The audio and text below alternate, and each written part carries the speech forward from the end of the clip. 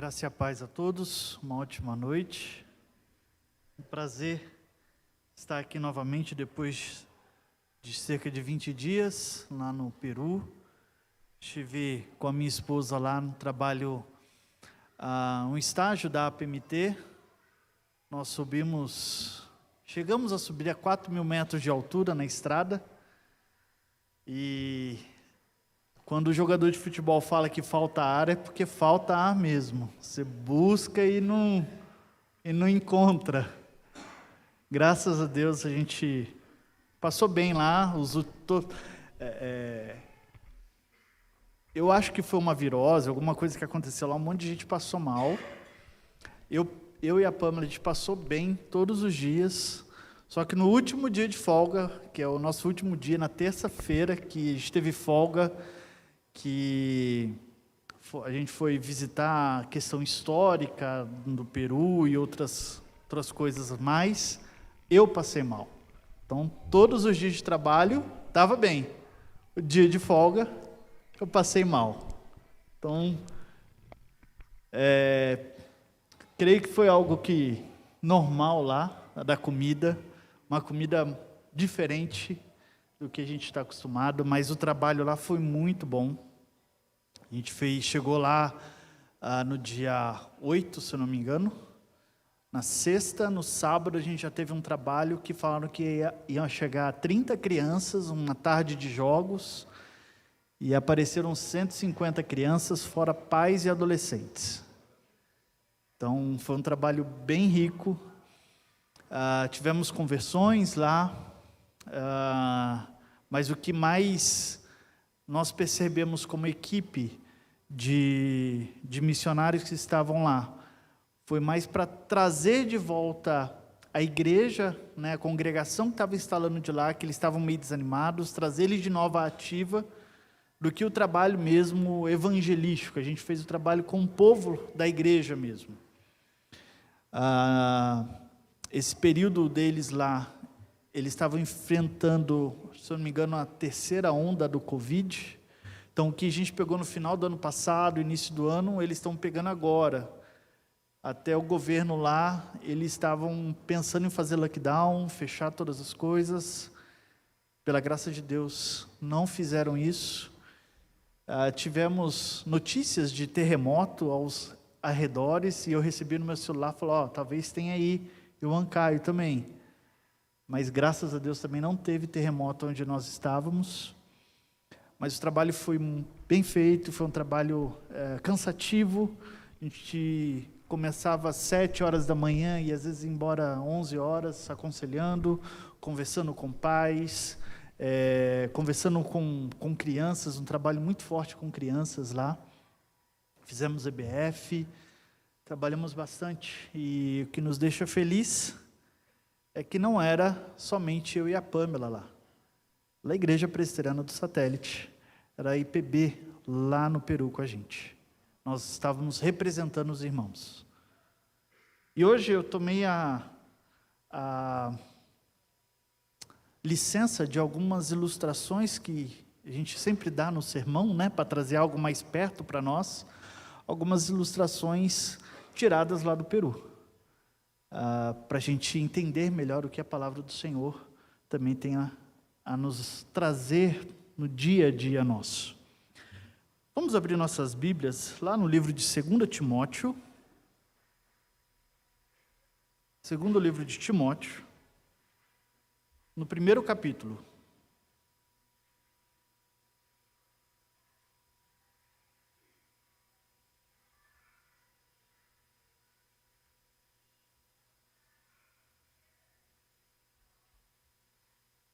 Segundo livro de Timóteo, primeiro capítulo, verso de número 6 ao verso de número 14.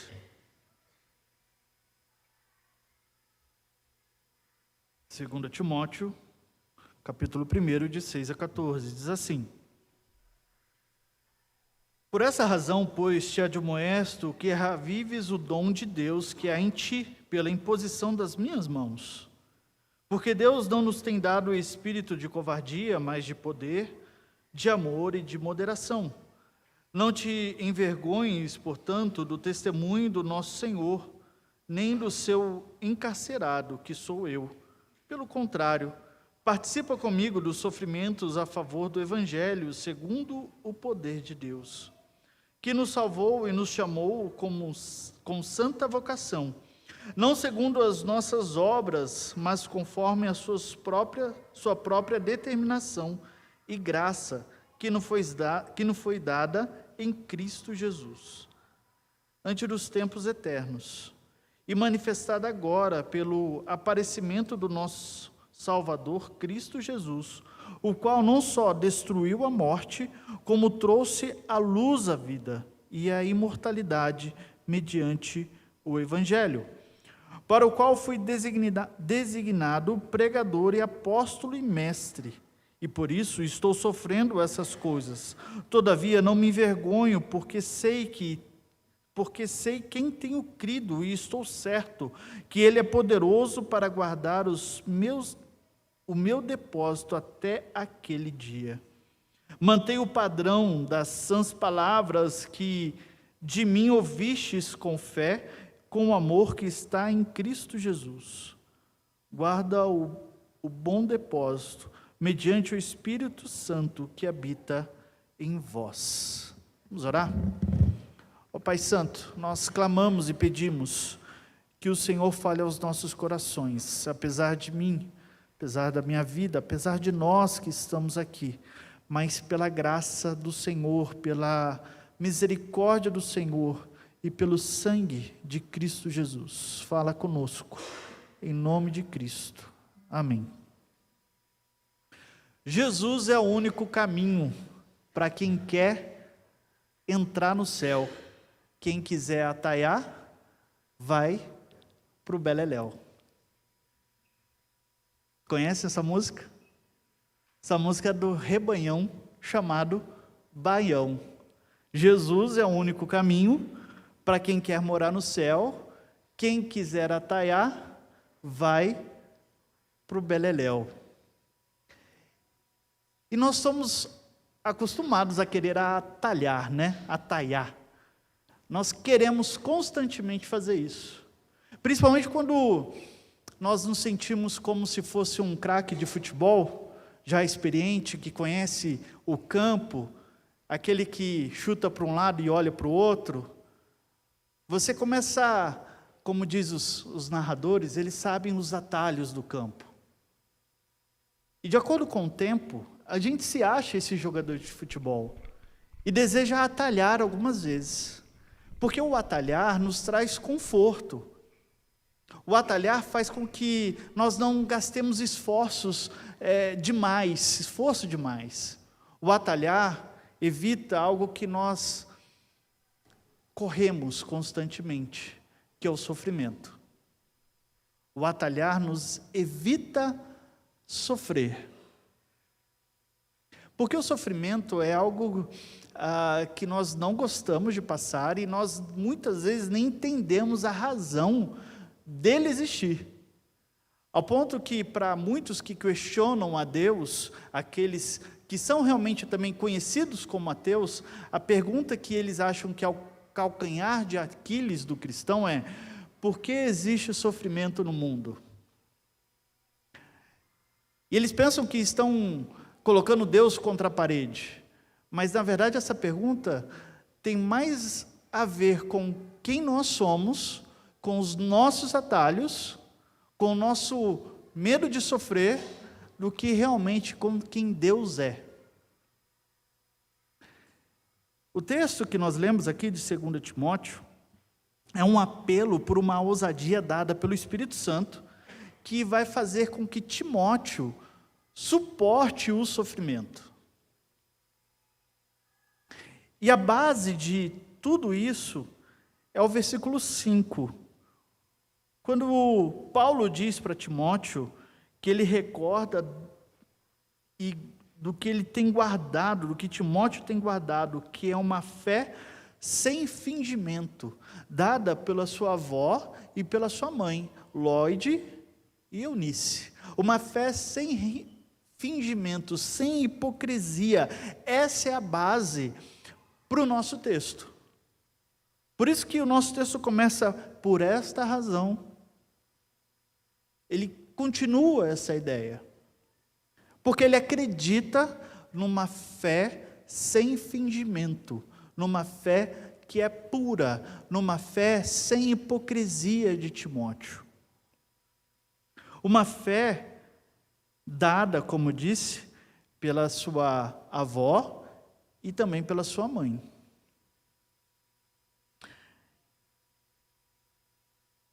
E essa fé que é dada, Paulo admoesta para que era necessária reacender.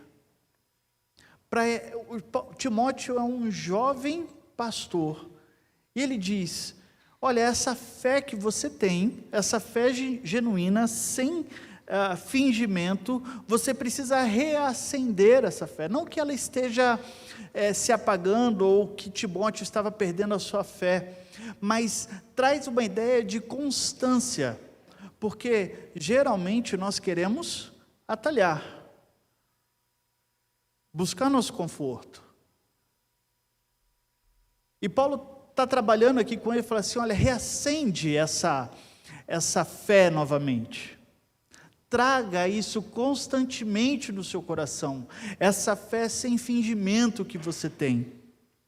Paulo traz essa ideia porque ele vê em Timóteo um grande trabalho, uma grande ação de Deus na vida de Timóteo. O dom dado por Deus aqui está ligado ao ministério dele.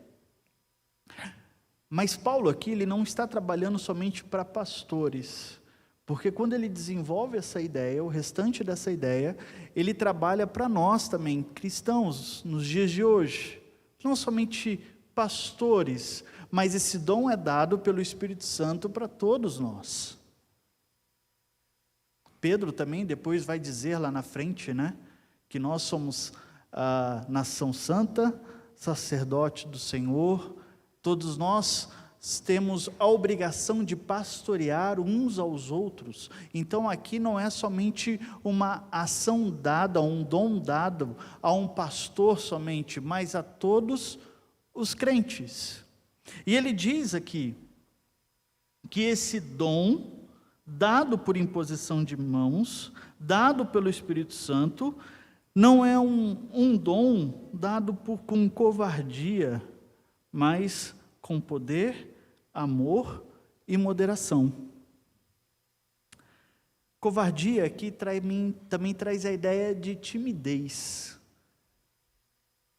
Não somente de uma falta de coragem, mas de uma timidez mesmo de comunicação. Então não há desculpa aqui, que Paulo está querendo dizer, não há desculpa para que o evangelho ou o pastoreio, o evangelho não seja pregado, ou a ação de pastoreio não seja feita por timidez ou por covardia. Não tem desculpa, porque o espírito que é nos dado é um espírito de poder, de amor e de moderação. Como eu falei, eu quero trabalhar um pouco as ilustrações aqui, um pouco do que a gente passou lá no Peru. E quando ele fala aqui sobre o espírito e não traz a ideia de timidez, quando você não consegue se comunicar direito, você às vezes se retrai, você fica com medo. Por mais parecido que o espanhol seja, ou como diz lá eles falam assim, não é espanhol, é castelhano. Por mais parecido que possa ser com o português, tem coisa que você fala que a pessoa fala assim, não estou entendendo. Ou que a pessoa fala e fala assim, não estou entendendo, como diz minha mãe, bolufas. Não sei o que está se passando. E isso traz a ideia de você se fechar.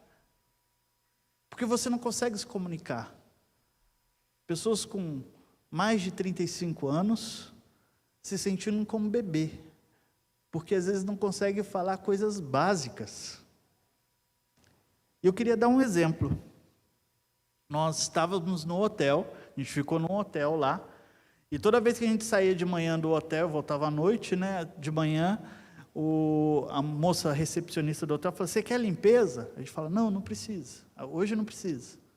Teve um dia lá que ela falou: você quer limpeza? Eu falei assim: não precisa de limpeza, mas eu queria que você tirasse o lixo. Ela: não entendi. Tira o lixo. Lixo, só tirar. Não estou entendendo, o que é isso? E eu olhava para um lado, olhava para o lado, não tinha internet, né? Eu falei assim: não tem nenhum Google Tradutor aqui para pesquisar o que é lixo? Ela: só tirar o lixo, só jogar fora. Falei: papel higiênico usado, tira fora. E ela: não entendi. E a gente chegou à noite, 11 horas da noite, e o lixo estava lá cheio no banheiro. E eu falei: coisa simples. Coisa simples. Aí eu descobri que não é tirar o lixo, porque tirar é como se você estivesse pegando e jogando. É sacar. E não é lixo, é basura. Então é saca la basura. Nunca vou adivinhar o que é isso. Agora imagina num país que é uma língua próxima ao espanhol, você comunicar o evangelho. Você podia chegar e falar assim: não, Deus, vou ficar aqui, vou ficar tranquilo, vim para cá, vou fazer o meu... Deixa quem sabe. Quando eu tiver internet, eu vou lá, procuro no Google o que significa, mas não há desculpa, não há timidez para não comunicar o evangelho. O evangelho precisa ser comunicado, as pessoas precisam ser pastoreadas, porque o espírito que Deus nos deu não é um espírito de timidez, de covardia, mas é um espírito de poder, de amor e de moderação. Não é espírito de covardia. Lembra que eu falei que é também coragem, a falta de coragem? Nós subimos para uma cidade chamada Huancavelica. Irmãos, a paisagem é linda. E todo mundo, quando a gente abriu o olho, fala assim: que lindo. Mas 90% das viagens era de olho fechado. Porque era uma altura de 4.000 metros, que de um lado da pista parecia que a montanha estava empurrando a pista para fora, e do outro lado tinha um precipício gigantesco. E a gente fala: a pista de Taubaté para Ubatuba é perigosa, ali é fichinha para o que a gente passou. E o pessoal fala: abre o olho para você ver. Não dá para abrir. Não dá.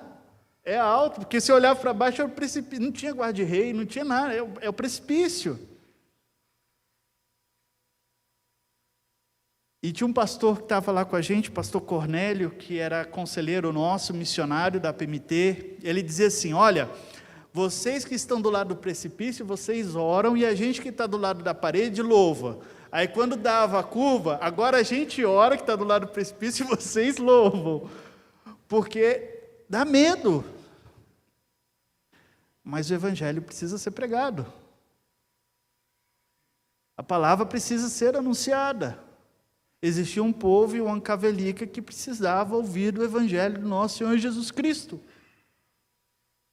Porque o espírito que Deus nos dá não é um espírito de timidez e de medo. Não existe fobias que podem deter a pregação do evangelho. Precisa ser pregado, irmãos.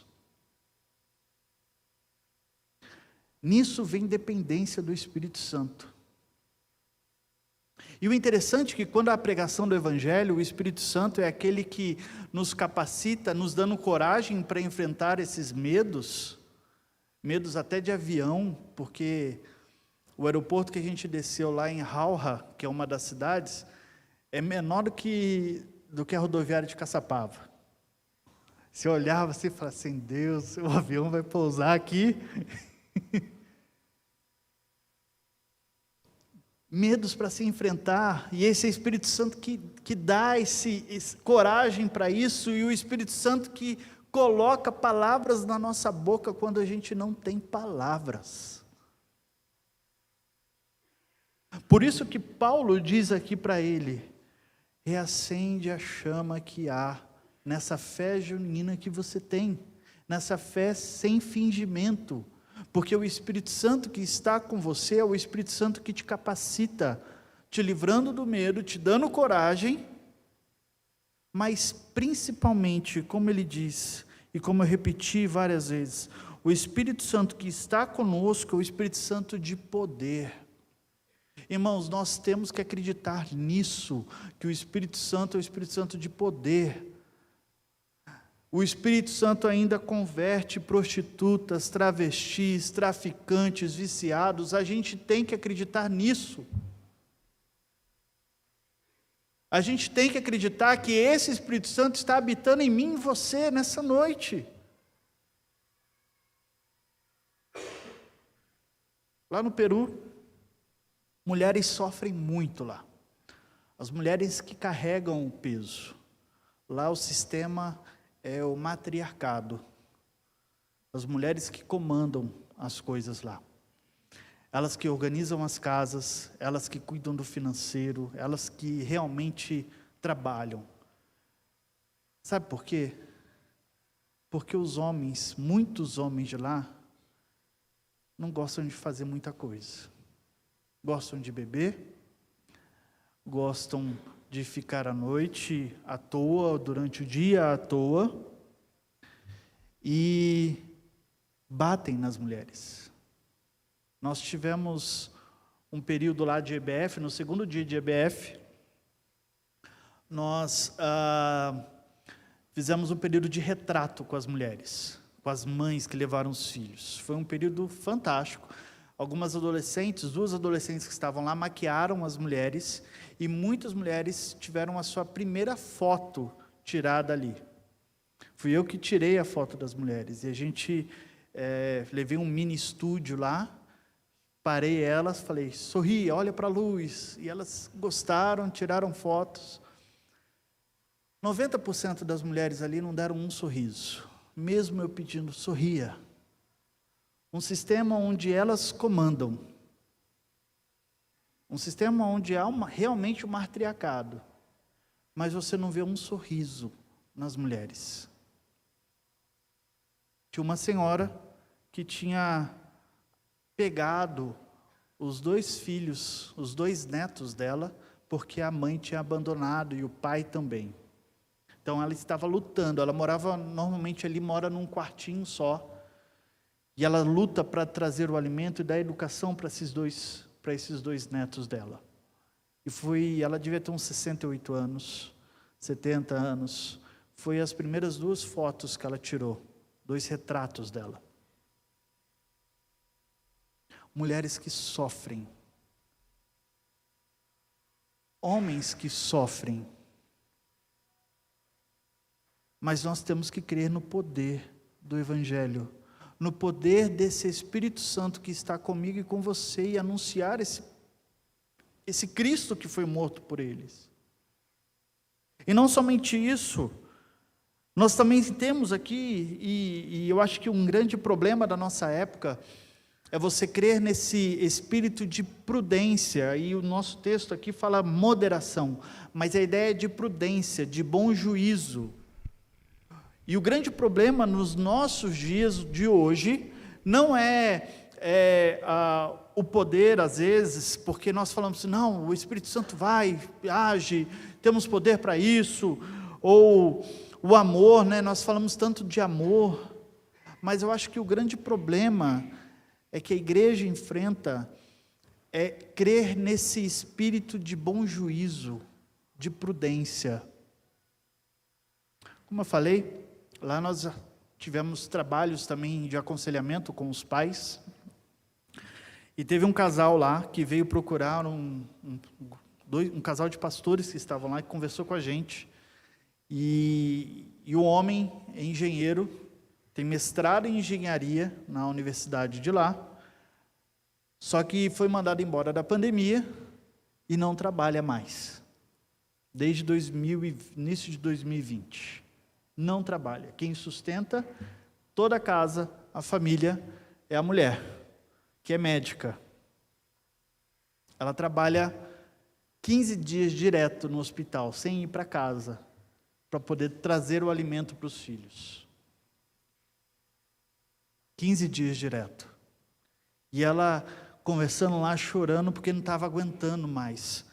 Ela queria uma folga, ela fazia desde o início de 2020 que ela não tinha uma férias. Era o tempo todo, 15 dias direto trabalhando, não tinha folga em casa. Chegava em casa, tinha um trabalho de casa ainda, porque o marido não fazia nada.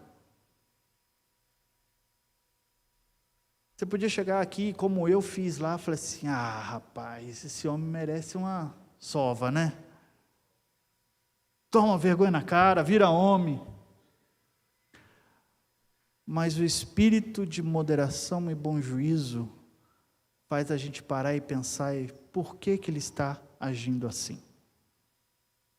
Qual que é realmente o problema que está no coração deste homem? Nós somos latinos e nós agimos com emoção. É natural nosso agir com emoção. Mas o espírito que Deus nos deu é um espírito de bom juízo, onde nós saímos da situação e tentamos analisar qual é o problema real, o que está no coração tanto dessa mulher quanto deste homem. E tenho certeza que o Espírito Santo trabalha no coração dessa mulher, trazendo conforto, como deste homem, porque tanto ela quanto ele precisam de salvação.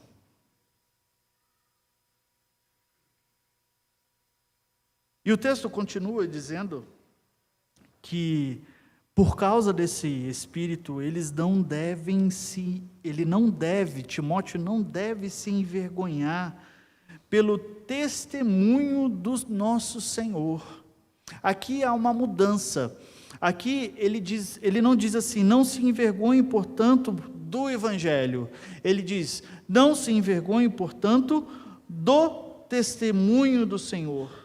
Nem do seu encarcerado, que é Paulo. Ele diz, não somente do testemunho do Senhor, mas também de mim, que estou encarcerado, que estou preso em Roma. Essa carta aqui é uma das últimas cartas de Paulo. As cartas pastorais de Paulo. Ele está preso em Roma, vai ser julgado. E ele diz assim, não se envergonhe de mim. Porque eu estou sendo levado como criminoso, mas não somente isso, mas principalmente, não se envergonhe do testemunho do Senhor. Aqui ele não usa o evangelho do Senhor. Olha que interessante, por quê?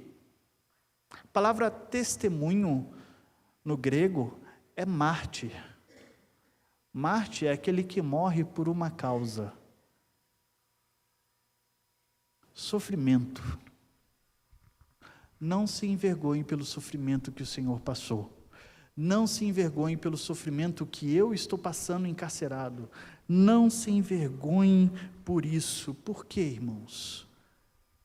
Porque nós gostamos de atalhar. Nós gostamos de atalhar. E esquecemos que o Evangelho é uma mensagem de sofrimento. O Evangelho é uma mensagem de sofrimento porque é uma mensagem que está sendo pregada contra a cultura. Nós estamos nadando contra a maré. Enquanto todo mundo está indo para um lado, a gente vai para outro. Enquanto todo mundo diz que sim, nós dizemos que não. Enquanto todo mundo diz que não, nós dizemos que sim. Esse é o Evangelho. O Evangelho causa sofrimento na sua pregação, porque molda os nossos desejos e os nossos valores. E é coisa que está tão arraigada no nosso coração que a gente nem percebe. E não somente isso, o Evangelho não é somente uma questão de pregação contra a cultura, mas é uma pregação contra nós mesmos, porque mostra quem realmente nós somos. E isso gera sofrimento. Isso gera sofrimento. Porque olhamos quem realmente nós somos. E percebemos que o que mais precisamos é desse Jesus que sofreu na cruz do Calvário, por mim e por você. Esse é o Evangelho. O Evangelho não é dos mínimos esforços, não é do menos sofrimento, mas pelo contrário. O pastoreio e a pregação do Evangelho é quando você tem que levantar da cadeira, fazer o que não tem coragem, comer o que você olha assim e fala assim, rapaz, o que é isso? Come. Porque vai agradar a outro. Está pastoreando, às vezes a carne de alpaca é tudo que ela tem, é o mais precioso dela e ela está fazendo para você. Então coma. Coma. A primeira carne de alpaca eu não gostei muito não. Fizeram cozida. Mas que fizeram assadinha estava gostosa. Coma. O Evangelho é tirar a gente do nosso ambiente de conforto. É entender que nós não vamos atalhar. Nós vamos pelo caminho correto. Que é Cristo Jesus. Que é estreito. Que é dificultoso. Mas é necessário seguir por este caminho. É o caminho que Ele traçou na cruz do Calvário. Caminho de sofrimento.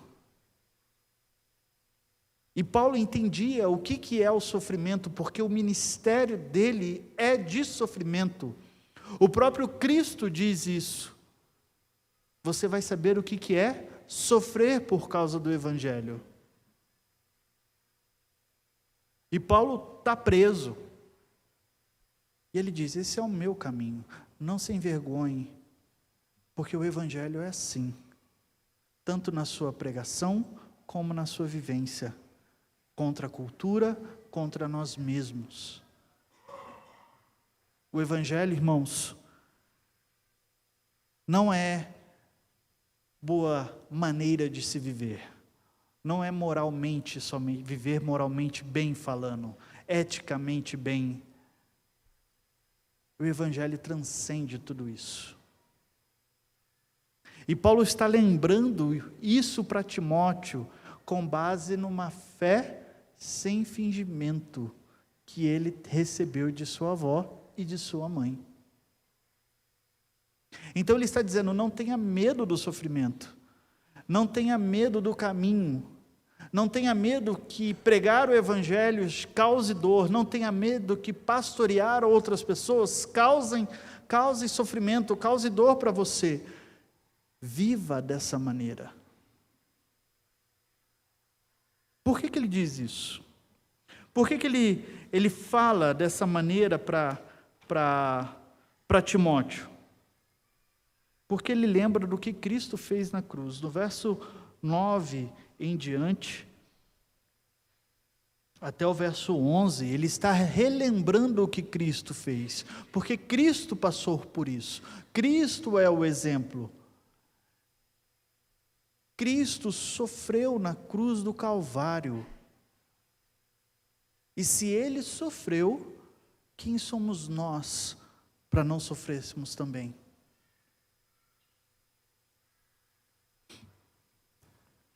O Evangelho traz sofrimento. Ter fé sem fingimento é a base para que Paulo relembre a Timóteo o que ele crê e qual é o dom que ele tem. Mas esse sofrimento não é sem propósito. Paulo, no verso 12, no final dele, vai dizer assim: não me envergonhe do Evangelho, porque sei quem tenho crido e estou certo que Ele é poderoso para guardar o meu depósito até aquele dia. Nós queremos atalhar para fugir de sofrimento, para ficar no nosso conforto, mas quando nós atalhamos, nós percebemos que caímos num sofrimento ainda maior, que é um sofrimento existencial. Que é o que um outro doutor, psiquiatra, Viktor Frankl, fala que é a doença da alma. Nós não temos sentido na vida quando buscamos atalhar. Mas quando entendemos que o caminho é esse, de sofrimento, de vivência como Cristo viveu, e o caminho tem que ser trilhado, o caminho que Cristo trilhou, nós entendemos que a nossa esperança é muito maior.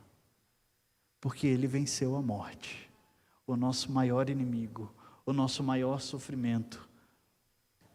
Ele nos conectou de novo com o Pai.